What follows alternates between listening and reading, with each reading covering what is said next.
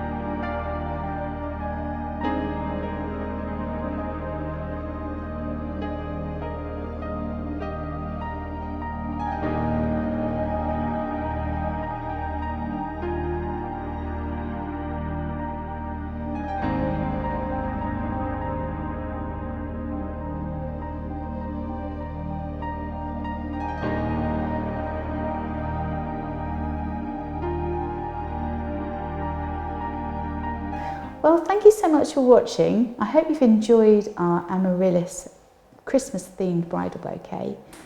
I have some top tips for you. My recommendation is, before you pop everything together, make sure you prepare all the items first. So strip all the leaves. If you are curling leaves, curl them and make sure they're prepped in advance. It's going to make your life so much easier than having to keep putting the bouquet down and then picking it up again. So that's my first top tip. Second top tip, this can actually be made up the day before and popped into a bucket of deep water overnight, stored in a nice cool environment, but obviously frost free at this time of the year, and they can finish the handle on the morning of the wedding. And my third top tip is use the arrangement of the bridal bouquet as a table decoration afterwards. If you have a nice shallow vase that's ready, you can just pop the bouquet in. So after all, what's the bride going to do with it once she's had the ceremony and had the photographs? She's just going to put it down to shake people's hands and have a glass of Prosecco. So you may as well use it. You've paid for it, so you may as well use it all day. Okay, well, thank you so much for watching. I hope you've enjoyed it. I hope it's inspired you. Don't forget to subscribe to our YouTube channel and stay tuned for lots more Amaryllis inspired ideas. Don't forget to like us and share us with your friends, and keep those comments and questions coming. We love to hear what you think. Thanks for watching, and we look forward to welcoming you back again very soon. Bye for now.